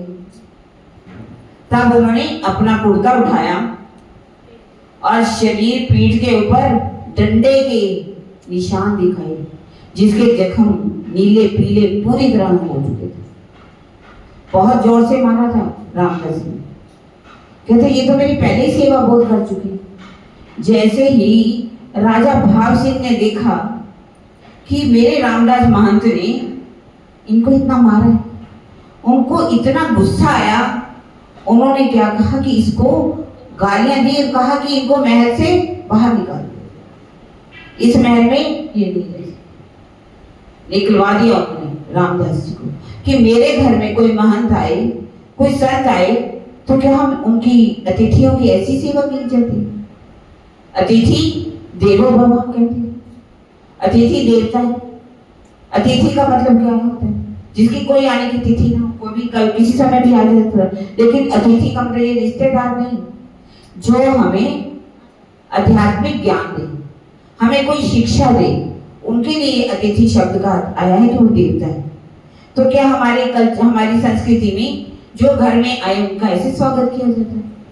धक्के मार करके रामदास को निकलवा दिया जाता और कहा जाता, देखो ये 23 प्रश्न, सारे जितने उनके ब्राह्मण पंडित लोग थे, कि आप सब मिलकर के इन प्रश्नों का उत्तर दीजिए और आप प्रश्न बना करके दीजिए, ये उत्तर देंगे और फैसला किया गया कि जो भी इनमें हारेगा उनके गले में जूतियों का हार डाल करके सारे गांव शहर में घुमाया जाए। सबसे कहा कि मंजूर है। अब सारे पंडित मिल करके उन्होंने 85 के करीब प्रश्न जो था 87 तैयार की मिल करके, जिनका कहा जाता है ना कोई मूल था, ना मुंह था, ना मत था, कुछ भी नहीं। लेकिन जो इन्होंने प्रश्न तैयार किए गए थे, ये प्रश्न तो जागृत बुद्धि के थे, तारतम्यवाणी के द्वारा थे। इन प्रश्नों का उत्तर तो देना उनके लिए संभव नहीं। अब ये जो अपने मुकांदा जी थे, शाम को ही घर गए, जो इनको स्थान दिया गया, इन्होंने प्रश्नों का उत्तर हल किया। अगले दिन जब बैठक हुई तो उन्होंने कहा कि ये आपके प्रश्न के हल कर दिए। पंडित जी करके हैरान है। अब 15 दिन का समय दिया गया, 15 दिन का। क्यों? ताकि कल को ये ना कोई कहे कि हमें तो समय नहीं दिया, हमें पास समय ही नहीं था, हम कैसे हल करते। एड़ी चोटी का जोर लगा दिया कि प्रश्नों का उत्तर मिल सके। लेकिन वेदांत के ऐसे प्रश्न थे जिन प्रश्नों का उत्तर देना उनके बस की बात नहीं। अब सब मिल करके क्या करते हैं, सोचते कि क्या किया जाए, इन प्रश्नों का उत्तर कैसे दिया जाए। अब दे भी नहीं सकते हम। मिल करके सब किसके पास आ गए? मुकंदर जी। कहते हैं मुकंदर जी, आपके जो स्वामी जी हैं, अगर ये चाहते हैं कि हम ब्राह्मणों के बच्चे भूखे मरे, क्योंकि उस समय उन्होंने कहा था आपको जो प्रतिदिन पैसे दिए जाते हैं, किसी को 10 रुपए, किसी को 20 रुपए, आज के बाद ये बंद। जब तक आपको 15 दिनों में ये प्रश्नों के उत्तर नहीं देंगे, आपको एक भी पैसा। अब कई लोग ऐसे थे जोड़ के रखते हैं, कई इधर आए, पता था राय दरबार में काम करते हैं, पैसा मिला, खाएंगे, फिर समाप्त। अब भूखे मरने लगे घर में बच्चे। कहते आपके स्वामी कृष्णदास जी यदि चाहते हैं कि हमारे बच्चे भूखे मरे तो कोई बात नहीं, भूखे मरे, पर हम आपको 100 बार कहते हैं कि हम आपके आगे हार गए, हम इन प्रश्नों का उत्तर नहीं दे सकते। अगर आप चाहो तो आप राजा को जाकर के हमारी तरफ से माफी मांग सकते हैं और आप उनसे हमारी छुट्टी करवा सकते हैं इन प्रश्नों से। कहने लगे ठीक है, कोई बात नहीं, मैं आपका काम करवा दूं। जाकर के राजा को कहा, देखो राजा, चर्चा चलाने लगे। ये ज्ञान कौन सा है? तारतम्यवाणी का ज्ञान, जागृत बुद्धि का ज्ञान। सारे ग्रंथ कहाँ के हैं? सपन की बुद्धि के ग्रंथ। सपन के ग्रंथों, जो बुद्धि के ग्रंथ हैं, उनमें जो ज्ञान है आगे का ज्ञान नहीं है। शैव का ज्ञान तो है, इस संसार के पदार्थ से लेकर के निराकार का ज्ञान है, शून्य का ज्ञान है, चतुर्भुज स्वरूप का ज्ञान है, शिव जी का ज्ञान है, हनुमान का ज्ञान है, शिव जी का ज्ञान है, सब ज्ञान तो है। पर उस अनादि अक्षरातीत का जो ज्ञान है, अक्षर का भी ज्ञान की कोई निशानी है, पर अक्षरातीत का ज्ञान कहाँ से? बिना जागृत बुद्धि के, जब ये बिना जागृत बुद्धि आज तक इस संसार में आई नहीं, तो इनको ज्ञान कैसे हो सकता है? ये जो प्रश्न है, बिना तारतम्यवाणी के कोई भी इनका उत्तर दे सकता। आप इन्हें क्षमा कर दीजिए। तब उन्होंने कहा कि ठीक है, अगर आप कहते हो, पर मैं इनको रखूंगा जरूर। जिसको 20 मिलते थे उनको 10 दूंगा, जिनको 10 मिलते थे उनको 5 दूंगा। इस तरह से उन्होंने भाव सिंह को मना लिया। अब भाव सिंह को पूरी तरह से अक्षरातीत अपने शिव जी साहब के स्वरूप की पहचान करा, तारतम्य भी ग्रहण कर लेते हैं अच्छी तरह से, और उनको उनकी स्वरूप की पहचान हो जाती है। और कहते हैं आप जाइए और शिव जी साहब को लेकर के आइए। स्वयं पहले भी उन्होंने एक पार्टी लिख दी थी और अब स्वयं लेने के लिए चलते। औरंगाबाद से उन्होंने कहा आप एक घोड़ा ले जाइए, और उसके आने जाने का जितना खर्चा था, पैसा, उन्होंने मुकांदा जी को कहा दिया। और अब मुकांदा जी पहुंचते हैं मंदसौर में, मंदसौर से चलते हैं अब कैसे सीतामऊ, नलई, उज्जैन होते हुए अब औरंगाकोटा बूंदी से उन्होंने कहा था हथनी ले लेना। शिव जी साहब को हथनी में बिठा करके अब औरंगाबाद में लेकर के आते। जैसे ही औरंगाबाद में लेकर के आते हैं, भाव सिंह की तो खुशी का कोई ठिकाना नहीं।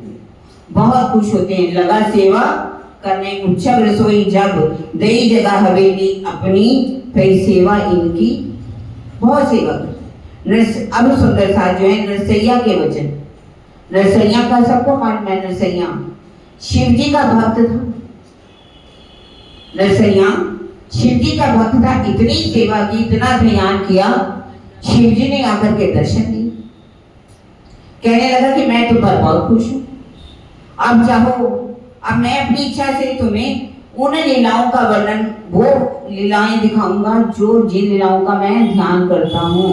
तब उन्होंने ध्यान में ब्रिज और राज की लीलाओं को दिखाया, ध्यान के ऊपर। और बाद में जब उसने नरसैया ने ध्यान करना चाहा, आड़े आए दरवाजे, स्थूल ये सूक्ष्म में शून्य तक, और कारण में महातत्व तक, और आगे मोहतत्व तक, आड़े दरवाजे आगे, और इनके हाथ जो विशाल पकड़ी थी वो भी चलने लगी। ये नरसैया की वहां कीर्तन हो रहे थे भक्ति भाव में। ये भी अपना राजसी ठाट भूल गया और भक्ति भाव में आकर के डूब करके ध्यान को लगाने, नाचने लगा, गाने। अब उन्होंने पहचान करी और कहा, ये बात कही कि जैसे कुरान, हम मुझे वेदों में बुद्ध निष्कलंक स्वरूप कहा गया है, और कुरान में मुझे इमाम मेहदी कहा गया है, और मैं वही हूँ। इमाम मेहदी सारी कुरान की आयतों द्वारा पहचान कराई। कहने लगे कि मेरे पास 4 मुसलमान हैं, मेरे राय दरबारी हैं, आप इनको समझा दीजिए, अगर ऐसा है तो औरंगजेब बादशाह के सामने युद्ध करने के लिए तैयार। तब उन्होंने कहा कि आप इन 4 दरबारियों को मेरे सामने बिठा दीजिए। अब उनके साथ चर्चा होने लगी। पहले कौन आता है? जहान मोहम्मद, एक होता है महीन खान, एक है अव्वल खान। इस समय भवानी भट्ट जी भी आ जाते हैं उदयपुर से बुद्ध गीता और बुद्ध स्तोत्र को लेकर के। और भवानी भट्ट जी जब आते हैं, आकर के इस पर के चर्चा भी करते हैं। सवेरे बैठते हैं 10 बजे तक भवानी भट्ट जी बुद्ध गीता और बुद्ध स्तोत्र पर चर्चा। और इधर सुंदर साथ के बीच में बैठे हुए हैं जहान मोहम्मद। जहान मोहम्मद के अंदर परम धाम का असल अंकुर था। वो क्या था? आर्मी खान के नाम से जाना जाता था। सब शिष्यों को क्या करता था? चर्चा भी सुनाता, अपनी पढ़ाई कराता था, पूरी शिक्षा देता था। भवानी भट्ट जी भी उस समय चर्चा करते हैं। अब यहाँ पर बैठ करके जब कुरान पर चर्चा होती है, जहान मोहम्मद सुनता है। एक दिन क्या होता है, उत्तम दास जी और लाल दास जी चर्चा करने बैठते हैं। जल्दी में उस अक्षरातीत के स्वरूप का वर्णन करते हैं।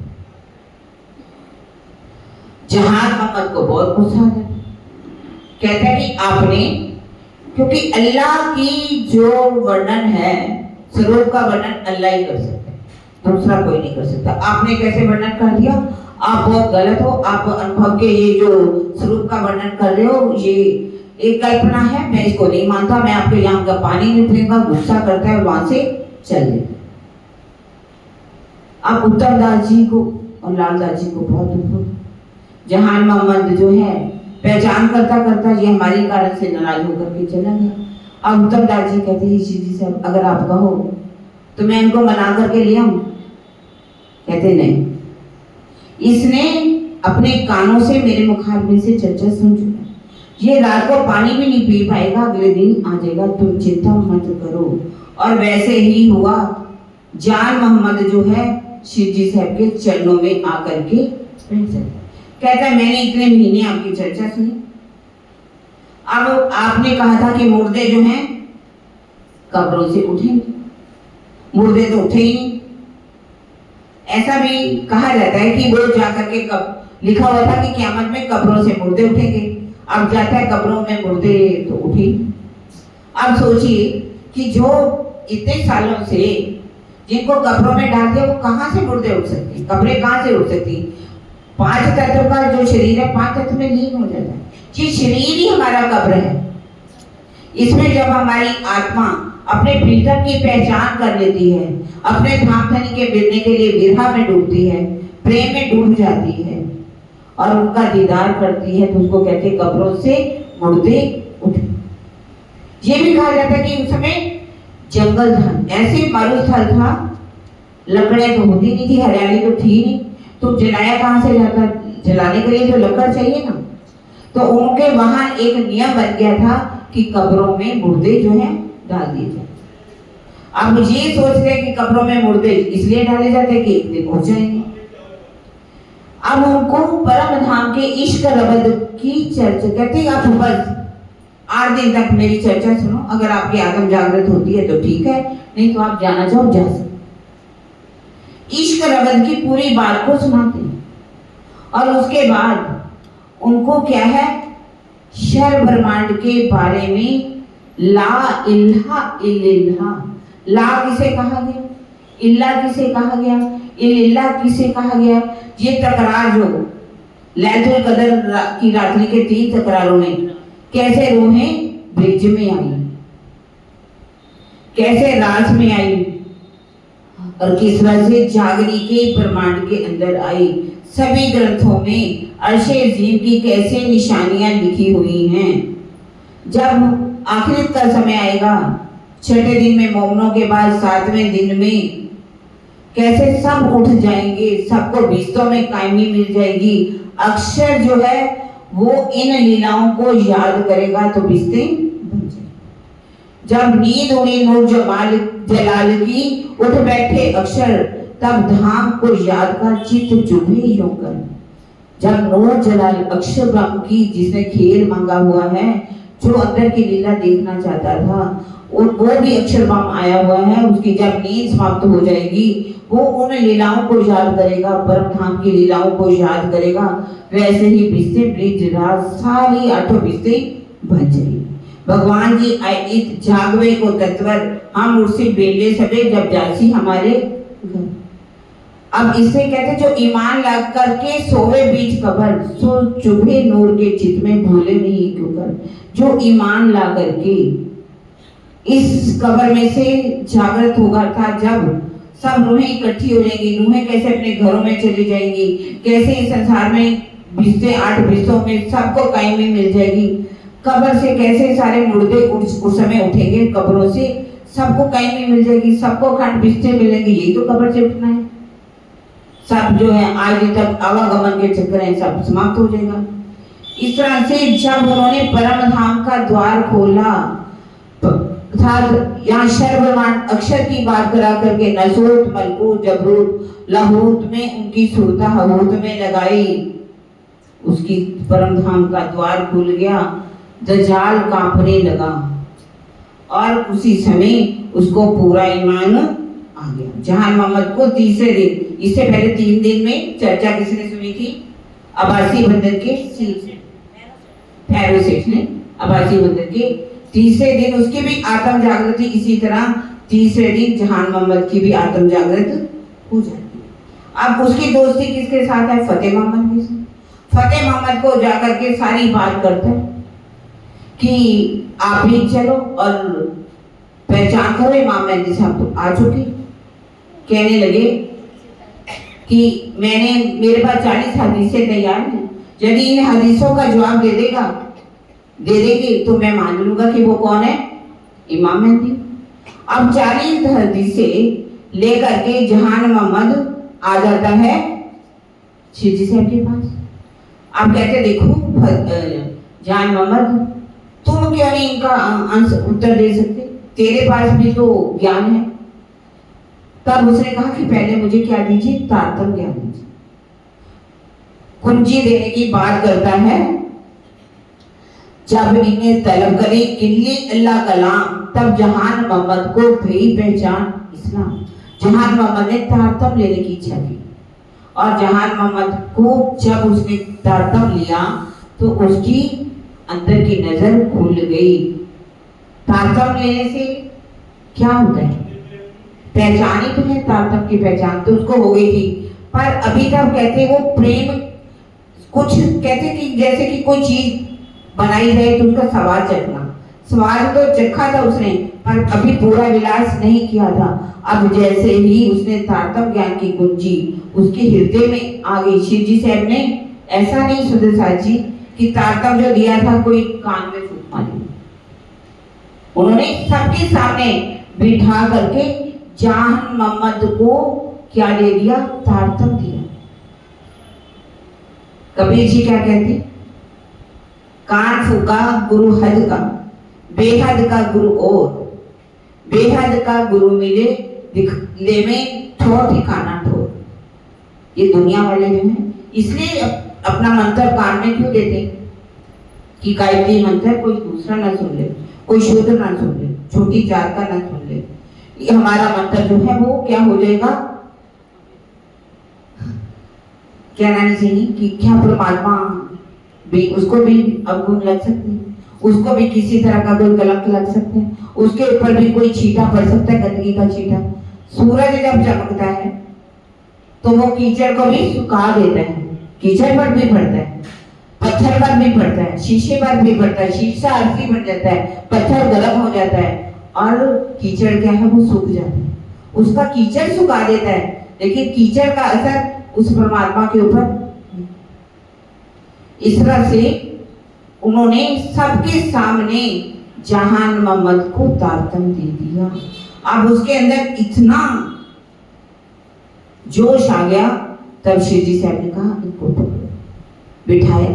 अब इतना मान आ गया कि जितने वहां के पठान लोग थे इन्होंने कहा ये तो हमारा जहान मोहम्मद जो है मुसलमान होकर के एक हिंदू वैरागी के चरणों में चला गया, इसको मार देना चाहिए। अब सब मिल करके लड़ाई करने लगे उनके साथ, जहान मोहम्मद को वैरागी के कदमों में तुम नहीं जा सकते, मना करने लगे, बरजने लगे। शिवजी साहब ने जब ये बात सुनी कि जहान मोहम्मद की जान को खतरा है, मना किया उन्होंने कि ये जान मोहम्मद ये जाहिल है, अज्ञानी है, इनके पास ज्ञान नहीं है, क्योंकि यदि ज्ञान हो तो ये समझ जाए अल्लाह हो या परमात्मा हो कहो, ईसा रू अल्लाह कहो, इमाम मेहदी कहो, बुद्ध ईश्वरम स्वरूप कहो, एक ही तो बात है। सबका परमात्मा कोई अलग तो नहीं, सब जब एक ही है। पर ये लोग जाहिल हैं, ये सोचते हैं कि हमारा अल्लाह ताला अलग, हिंदुओं का अल्लाह परमात्मा अलग। ऐसे जाहिलों से बचना चाहिए। आप कुछ दिन के लिए मानते हैं, तब क्या कह रहा है? मैं तो साहिब देखिया जाहिर अपने नैन, कहाँ खतरा होत है मुझसे ना कहो है। ये चीज है, मैंने तो आपके अंदर साक्षात साहिब देख, मैं तो साहिब देखिया जाहिर अपने नैन, अपनी आंखों से देखा। कहाँ खतरा हो? मेरी जान को खतरा ना, ऐसा मुझसे बोलो। अगर आपके चरणों में आने में मेरी मृत्यु भी हो जाए तो मुझे इस बात का कोई डर नहीं। अब सब तो सोचते हैं कि को समाप्त कर देना चाहिए। अब सारे मिलकर के राजपुर शिवजी साहब जहाँ चर्चा कर रहे होते हैं आकर के बैठ लग जाते, कहते हे भक्त, हे भक्तराज, आप कुरान हिंदू होकर के हमारी कुरान को क्यों पढ़ रहे? जिसमें वहां पर पहुंचा मजलिस लगी हुई थी, सुंदर साहब का समूह बैठा होता है, रेलों पर कुरान भी थी, भागवत भी थी, गीता भी थी, सब ग्रंथ पढ़ाए गए थे, सब पर चर्चा होती थी उनसे। अब ये दज्जाल वहां पर आकर के शोर मचाने लगते, कहते हे भगत जी, आप टीका पहनते हो, माला पहनते हो और फिर बैठ करके कुरान पढ़ रहे हो, और ये हिंदुओं को बिल्कुल भी इजाजत नहीं देता हमारा अल्लाह ताला कि आप कुरान को पढ़ें। अब ये देखिए, कुरान को पढ़ने से क्या कुरान नापाक हो जाएगी? परमात्मा नापाक हो जाएगा? तो इतने में क्या है, जान मोहम्मद खड़ा हो गया, कहने लगा मैं तुम्हारा उस्ताद, मैं तुम्हें शिक्षा देने वाला हूँ। कौन से ग्रंथ में लिखा हुआ है कि परमात्मा के ग्रंथ को पढ़ने से कोई नापाक हो जाता है, कुरान नापाक हो जाती है? इस तरह से जब वो उनसे सब बात करता है, वहाँ जहान मोहम्मद, जोश, मीन खान जो है, अव्वल खान है, सबको इतना जोश आ जाता है। अब ये सब क्या कहते हैं, यारो उठो जिमी फिरी, इत उड़ गई सब। अब यहाँ से तो सबका ईमान ही खत्म हो गया अल्लाह ताला पर। ये मुसलमान होकर के हमें ही मारने के लिए दौड़े हैं, अब हमें यहाँ से भागते हैं, कहते हमारा दिल साफ हो गया, हमें माफ कर दो, माफ कर दो, कहते वहां से भाग सकते। इधर भाव सिंह जो है, भाव सिंह जो है वो क्या कहता है कि हे राणा जी, आप मुझे क्या कीजिए, मुझे अपना परम धाम दिखा दीजिए, मैं परम धाम का दर्शन करना चाहती हूँ। कहने लगे भाव सिंह, अभी तुम्हारे अंदर ऐसी भाव नहीं किया, जब तक जीव पूरी तरह से निर्मल ना हो जाए राजी अपना दीदार नहीं कर सकते। अगर बिना साफ हुए हम कहेंगे हम राजी को जबरदस्ती करें कि दीदार दे दो, दीदार दे दो, तो कुछ भी हो सकता है। मैंने कईयों को देखा ऐसा, कईयों का दिमाग का बैलेंस भी बिगड़ जाता है। और उनको भाव सिंह को कहा कि देखो अभी कुछ समय लगेगा, आप कुछ ध्यान कीजिए, चिंतन कीजिए, तो आपका जीव निर्मल होगा तो आपको दर्शन होगा। कहने लगा देखो मैं राजा के साथ, औरंगजेब के साथ युद्ध करने के लिए तो तैयार हो गया हूँ, पर इसी इच्छा मेरी इच्छा कि आप जबरदस्ती करते हैं कि मुझे दर्शन दे दीजिए। अब जैसे ही राजी ने उनके अंदर जोश की शक्ति को डालना चाहा, उनकी सुरता को योग माया में डाला, अब उसकी सुरता वहां से मुड़ी ही नहीं और उसका क्या हो गया, शरीर छूट गया, देहांत हो गया। अब यहाँ बहुत से सुंदर साथ कहते हैं देखो ध्यान नहीं करना चाहिए, ध्यान करने से भाव सिंह पर्व में बराड़ का आएगा भी, अकोट में चलेंगे, कल अकोट में चलेंगे, तो उसका भी शरीर छूट गया था, तो हमें नहीं करना चाहिए। क्या ध्यान करने से परमहंस 500 सुंदर साथ से उन्होंने रोज दर्शन किया, क्या उनका शरीर छूटा? लालदास जी का शरीर छूटा। उनसे पूछा गया था हौज कौशल की जो पाल है ठोस है या पोली है, उन्होंने मुक्का मार के बता दिया था कि पोली। तो इसका मतलब वहां पर नहीं, उन्होंने ध्यान के द्वारा देख करके बता दिया था कि हौज कौशल की पाल जो है वो पोली है, क्योंकि नीचे क्या बने हुए, मंदिर बने हुए हैं। अब ये बात सब करके, लेकिन हमें इन बातों पर ध्यान नहीं करके, जो वाणी कहती है चर्चा चितवन तहाँ होता है, वहां चर्चा भी होती थी, चितवन भी होती थी। भाव सिंह जैसे ही शरीर छूटा, फतेह मोहम्मद राजा बन के बैठ गया, क्योंकि जितने मुसलमान होते हैं ये आत्मघात करते हैं, ये हमेशा दूसरों के साथ धोखा देते हैं। इन्होंने धोखा दे करके ही राजा बने। हिंदू जो मुसलमान राजा थे अपने वजीर इत्यादि किसको बनाते थे, हिंदुओं को बनाते थे। उनको पता था हिंदू गद्दारी कभी भी नहीं करता। औरंगजेब ने अपने भाइयों को के साथ गद्दारी की, शाहजहां के साथ गद्दारी की, अपने पिता को मरवा दिया, भाइयों को मरवा दिया, और भी जितने भी आज तक पाप, हर बाप को बेटे ने मारा, हर किसी के राजाओं के बाप को मार करके गद्दी पर बेटे बैठे। इस तरह से अब ये फतेहुल्लाह गद्दी पर बैठ गया। इसने, क्योंकि अब ये दोनों का, फतेह मोहम्मद, ये जहान मोहम्मद और फतेहुल्लाह का आपस में पहले भी झगड़ा हो गया था। उन्होंने कहा देखो 40 प्रश्नों के हदीसों के बीच में बात लगी, जहान मोहम्मद ने सारे 40 हदीसों के अर्थ खोल के रख दिए और उन्होंने कहा था कि अब तो आपको पूरा समझ आ गई कि कैसे मेराज होगा, कैसे मोहम्मद साहब ने मेराज नामा में जाकर के अल्लाह ताला का दीदार किया। जब दीदार किया तो उनके अंदर एक गोसे की दूरी थी, कैसे उनके बालों से इतने हिना की खुशबू आ रही थी, कैसे उनकी सूरत थी, कैसे वहां पर आत्माएं बैठी हुई थी। उन्होंने पूछा था इन मोतियों के मुंह पर गुल्फ क्यों? उन्होंने कहा था इनकी कुंजी 13 दिन एक खुले जब अब होगी। सारी बातें वहां पर हो गई। उन्होंने कहा कि जब तुम इस बात को मान रहे हो, इन बातों के भेद कौन से, जैसे बसरी मलकी हल्की हकी स्वरूप, बसरी कौन सा स्वरूप है, हकी कौन सा है, मलकी कौन सी, सारी 7 क़यामत के निशानों को खोल करके बता दिया 40 हदीसों का, तो आपको पहचान होनी चाहिए ये कौन है, इमाम महदी। तब उसने कहा कि मैं मानता हूँ, पर मैं अभी औरंगजेब बादशाह जब तक नहीं मानेंगे मैं इनको मानने वाला नहीं। उन्होंने कहा तुम्हारा अल्लाह ताला क्या औरंगजेब बादशाह या अल्लाह ताला स्वयं तुम्हारा अल्लाह है, तुम किस पर ईमान लेकर? दोनों का झगड़ा हो गया। इधर इन सौदागरों, ये जितने पठानों के साथ भी झगड़ा हो गया।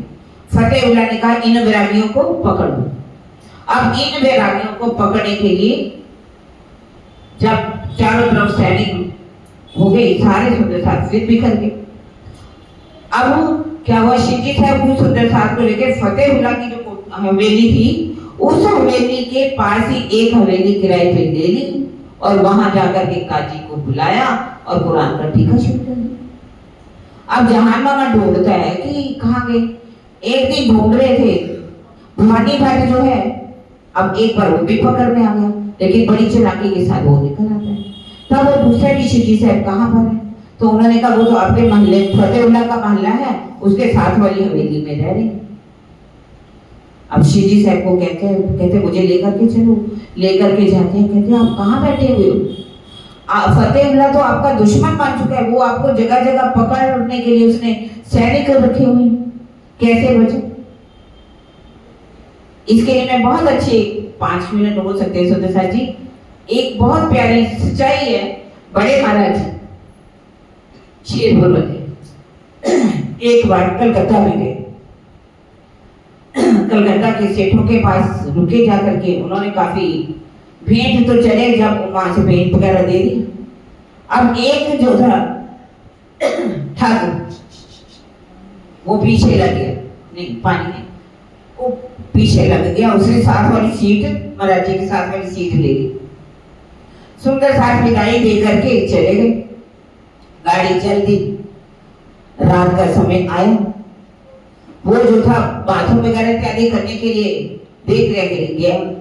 और राजी ने ना वो जो अपना बटुआ था ना पर्स का, वो क्या किया, उसका जो बिस्तरा रखा था ना उसके नीचे छिपा दिया।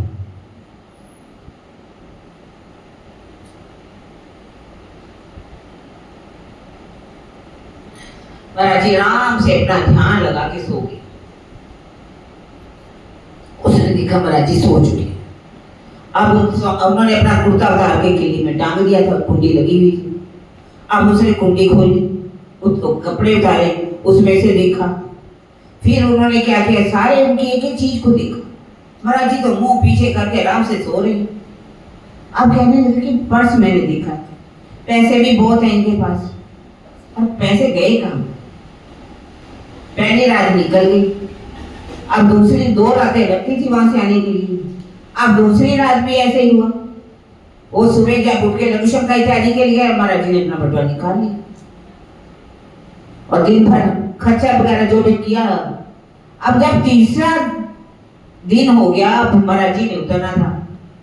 आकर के हाथ जोड़ के खड़ा हो गया, महाराज जी मुझे पता है आपके पास पैसे भी बहुत है, लेकिन आप बताओ पर रखते कहां पर हो? कहने लगे मुझे पता था तू मेरी पूरी देखेगा, ढूंढेगा, पर मैंने पैसे कहाँ रख दिए? तुम्हारे बेड के नीचे, जहाँ तू सोता है उसके नीचे मैंने रख दी। क्योंकि तू मेरी तो जानकारी देखेगा, ढूंढेगा, पर अपना तो नहीं ढूंढेगा ना। ऐसे ही शिवजी साहब अब फतेहुल्ला का मोहल्ला है, उसके घर के पास सारे पूरे शहर में ढूंढ रहे हैं वैरागियों को, लेकिन महाराज जी अब वो शिवजी माँ उनको कैसे मिले? अब उन्होंने कहा देखो आप कहाँ तक छिपोगे, आप इस कुरान की टीका को बंद कीजिए और यहाँ से रातों रात निकल जाइए। प्रातःकाल 7 कोस तक निकल जाते हैं। अब वहां के सैनिक ढूंढ रहे हैं वैरागी कहाँ गए, कहाँ गए, कहाँ गए। भड़कल दरवाजा, वहां बड़गल को बुढ़ापुर की तरफ जो रास्ता जाता है बड़गल दरवाजा कहलाता है। वहां पर जो सैनिक थे, वहां लोगों ने कहा कि आप किसको ढूंढ रहे हो? कह रहे यहाँ वैरागी बहुत सारे आए हुए हैं, हमें वैरागियों को पकड़ने का हुक्म है, हम उन वैरागियों को ढूंढ रहे हैं। उन्होंने कहा कि वैरागी तो यहाँ से जा चुके। अब वैरागियों को ढूंढने, क्या ढूंढे, क्योंकि प्रातःकाल वो 7 कोस दूर निकल चुके होते।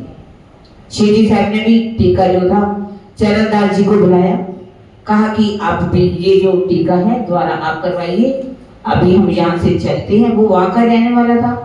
इस तरह से शिवजी साहब जब निकले, सुंदर साहब का ईमान डोल गया। सुंदर साहब का ईमान डोल गया। सुंदर साहब जी कहने लगे जहाँ तो आप अक्षरातीत नहीं हो और यहाँ हम सुंदर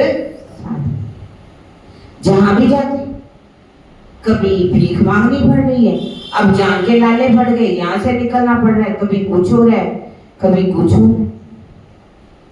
अब सुंदर साथ जी यहाँ से अकोट की तरफ चलेंगे और काजियों को भी बहुत से पत्र लिखे जाएंगे बुरहानपुर में, और अकोट में क्या आएगा?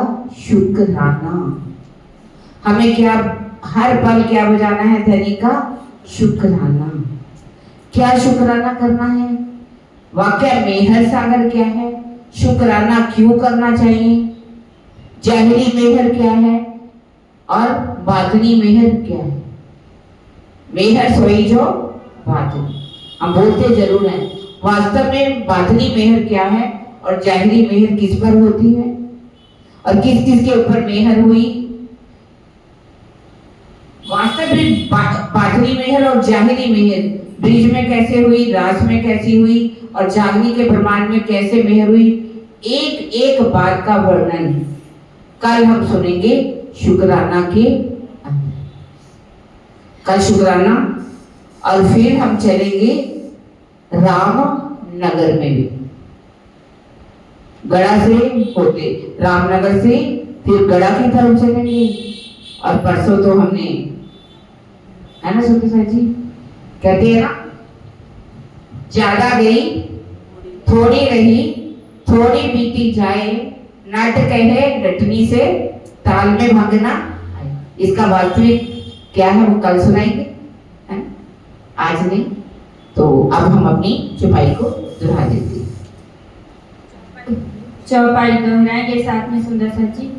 श्री महामति कहिए मोमिनो, श्री महामति कहे ए मोमिनो, ये औरंगाबाद की बीतक, ए औरंगाबाद की बीतक, अब आकोट की कहो, अब अकोट की कहूँ, जो बीतक है बुजरक, जो बीतक है बुजरक, जो बीतक है बुजरक। बोलो श्री प्राणनाथ प्यारे की, बोलो श्री सतगुरु महाराज की। परम